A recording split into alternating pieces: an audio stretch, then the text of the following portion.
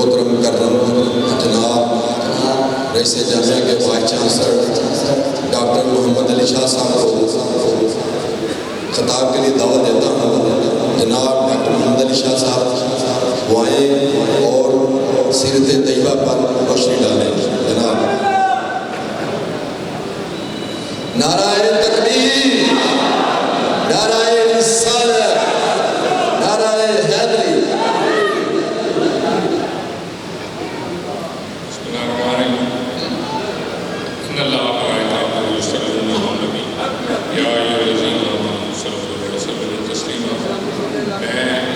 جو آج کے آرگنائزرز ہیں اور جو ہمارے اسٹیج پہ لوگ بیٹھے ہیں اور جو آج اس محفل مقدس محفل میں شریک ہیں، میں آپ سب کو ممنون ہوں کہ آپ نے مجھے بھی موقع دیا کہ میں اس مقدس ذکر میں شامل ہوں، اور ہم سارے خوش نصیب ہیں کہ آج ہم اکٹھے ہوئے ہیں اور اس طرح کی محفل آپ ہر سال سجاتے ہیں، اور میری دعا ہے کہ اللہ تعالیٰ آپ کو بہت زیادہ اور موقع دے کہ آپ اس طرح کی محفل کنٹینیوسلی سجاتے رہیں، صرف ربیع الاول میں نہیں۔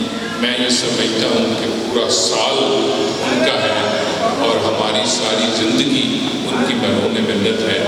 کاظمی صاحب نے بہت خوبصورت حضور پاک کے فضائل شان بیان کی۔ میں صرف ایک پہلو کی بات کرنا چاہتا ہوں کہ ہمارے لیے بہت ضروری ہے کہ اگر ہم محبت رسول کا دعویٰ کرتے ہیں تو ہمیں ایسا ہو جانا چاہیے جیسا کہ رسول چاہتے ہیں کہ ہم۔ تو یہ ہمارے لیے زندگی کا مقصد ہی یہی ہونا چاہیے۔ تو ہمیں کاظمی صاحب اس میں تو کوئی شک ہی نہیں ہے کہ بجائے تخلیق کائنات ہے، اس میں تو کوئی شک ہی نہیں ہے کہ رحمت للعالمین ہے، اور اس میں بھی کوئی شک نہیں ہے کہ بروز قیامت شفاعت بھی انہوں نے کرنی ہے، اور ان کے فضائل ہم ساری زندگی سارے بیان کرتے رہیں تو ہم اس ان کے فضائل کا کوئی ایک اشرف ایک ذرہ بیان نہیں کر سکتے۔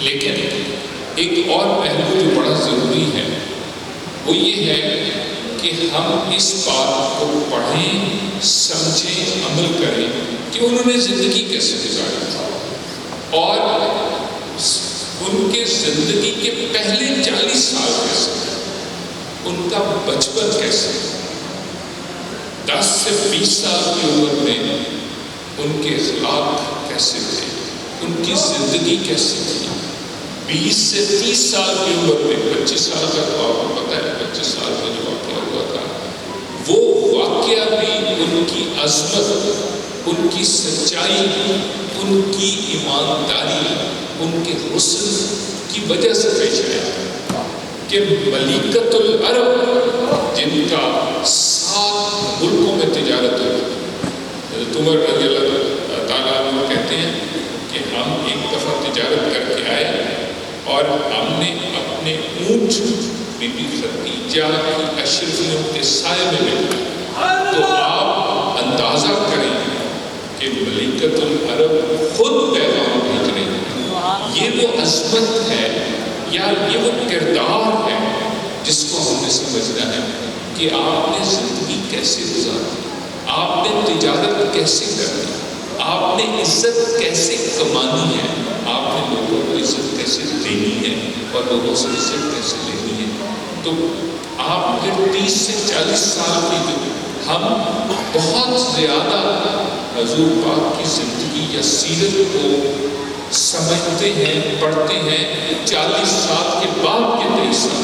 میں آپ سے یہ کہتا ہوں کہ ضرور اگر آپ کو موقع ملے تو آپ اعلان، ہمارا تو یقین ہے کہ وہ تب نبی تھے جب دنیا تھی نہیں، لیکن میں صرف یہ کہہ رہا ہوں کہ آپ ان کی ولادت سے لے کے 40 سال کی زندگی کو بھی پڑھیں تو آپ کو سمجھ آئے کہ زندگی گزارنے کا ڈھنگ کیا ہے، اور آپ کو فخر ہو، اور خاص طور پہ حضور پاک کی سیرت کے اوپر جو کتابیں نان مسلمس نے لکھی ہیں ان کو پڑھیں، کیونکہ جب مسلمان سیرت لکھ رہا ہوتا ہے تو اس کے اندر ایک ایمان اور ادب کا پہلو موجود ہوتا ہے. جب غیر مسلم سیرت کی کتاب لکھتا ہے تو آپ سب کو آپ کا سر فخر سے بلند ہو جائے. آپ ایسا محسوس کریں گے کہ آپ کتنے خوش قسمت ہیں کہ آپ کے پیغمبر کے بارے میں نان مسلم غیر مسلم کیا ہے. اور میں یہ دعوے سے کہہ رہا ہوں کہ بچپن سے لے کے وصال تک ایک دفعہ بھی کوئی ایسی بات کوئی نہیں کہہ سکتا کہ کہیں پہ کوئی ایک اشارہ بھی کرے کہ یہاں پہ ایک لفظ یا یہاں پہ ایک عمل ایسا تھا جس کے اوپر کوئی دشمن بھی نہیں ہو سکتا. تو یہ ہمارے لیے فخر کا مقام ہے کہ ہم اس پیغمبر کو مانتے ہیں. لیکن ہمارے لیے ضروری ہے جیسے کاظمی نے کہا کہ ہم سارے ان سے محبت کے اظہار کے لیے ویسے ہونے کی کوشش کریں جیسے وہ چاہتی ہیں. ہمارا کسی مسلک سے تعلق ہے، ہمارا کسی فرقے سے تعلق ہے، ہمارا پیغمبر ایک ہے، ہم اسی کے پیغام کو ہیں، ہم اسی کو مانتے ہیں، ہم اسی کی سنت پہ عمل کرتے ہیں. باقی چیزیں بہت سامنے ہیں. اور یہ میں اکثر کہتا ہوں جو کاظمی بھی کہہ گیا کہ ہمیں تو پتہ ہی نہیں تھا کہ اللہ ہے اور اللہ کیسا ہے. ہمیں بتایا گیا کہ اللہ ہے جس نے دنیا بنائی اور اللہ ایسا ہے تو ہم نے ویسا مان لی. تو اس لیے ہم سارے بہت فخر سے یہ جو عشر رحمۃ اللہ علیہ ہیں وہ منا رہے ہیں اور ہم کوشش کر رہے ہیں کہ ہم سارے ان کا ذکر کریں، ان کے بارے میں گفتگو کریں، ان کی زندگی کو سیلیبریٹ کریں. ان کے بعد جو آج بھی ہم اسلام ہے اس کو سیلیبریٹ کریں. اور آج ہم دیکھیں کہ ہم سب کو یقین ہے کہ اسلام دنیا کا سب سے عظیم مذہب ہے اور مسلمان دنیا کی سب سے عظیم قوم ہے. لیکن آج ہم کن مشکلات کا شکار ہیں؟ آج دنیا کے مسلمانوں کے ساتھ کیا ہو رہا ہے؟ اور اس کی سب سے بڑی وجہ یہ ہے کہ ہم رسالت کے پیغام کو ہم تذکرہ کرتے ہیں، اس پہ عمل نہیں. تو ہمارے لیے ضروری ہے کہ ہم تذکرہ بھی کریں، ہم ان کے فضائل بھی بیان کریں، ہم ان کی زندگی کو پڑھیں، اس کو سمجھیں اور اس کے پیغام کو آگے بڑھائیں. اور آپ ان کی زندگی کے ایک دن کو تذکرہ کریں گے تو آپ کو پتہ چلے گا کہ ابھی کاظمی نے کہا کہ جب وہ چھوٹے تھے ہم اہل بیت کا تذکرہ کرتے ہیں کہ حضور پاک کا سلوک اپنی ازواج کے ساتھ اپنی اولاد کے ساتھ اپنے نواسوں کے ساتھ کبھی یہ نہیں کہا کہ میرے نواسے کو لاؤ، علی میرے بیٹے کو.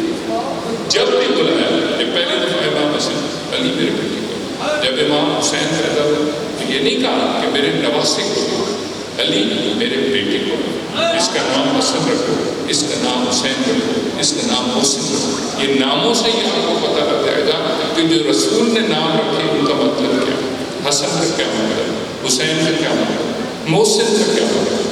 تو یہ پیغام ہے آپ کو زندگی گزارنے کا، یہ پیغام ہے آپ کو اپنے اولاد سے محبت کرنے کا. اور کیسا آپ چاہتے ہیں جیسے جو آپ کی اولاد کو کیسے چاہتے ہیں. تو میں کیونکہ کاظمی نے بڑی جذباتی تقریر کی، اسی طرح کی تقریر کا مجھے بھی بہت شوق ہمیشہ تھا اور میں کرتا تھا. لیکن اب تھوڑا سا میرا پوزیشن ایسی ہے کہ مجھے مختصر بات کرنی ہے. آپ نے بہت خوبصورت حضور پاک کا زندگی کے بارے میں گفتگو کی. آپ ادروائز میں آپ کو ٹی وی پہ دیکھتا رہتا ہوں تو آپ بہت اچھا جو پیغام ہے وہ اس کو لے کے چل رہے ہیں. اتحاد بین المسلمین کا پیغام ہے، عزت کا پیغام ہے، محبت کا پیغام ہے. ہمارے جو نعت خان ہیں انہوں نے بہت خوبصورت نعت پڑھی اور جو ہمارے سارے منتظمین ہیں وہ بہت زیادہ خراج تحسین کے مستحق ہیں کہ ہمیں انہوں نے موقع دیا کہ ہم آج حضور کے محفل میں شریک ہوں، اور ہم سب دعا کرتے ہیں کہ اللہ تعالیٰ آپ کو خوش رکھے اور زیادہ اس پیغام کو پھیلانے کی توفیق دے۔ اللہ تعالیٰ آپ سب کو خوش رکھے، آپ کو کامیاب کرے اور آپ کو سیرت النبی پہ عمل کرنے کی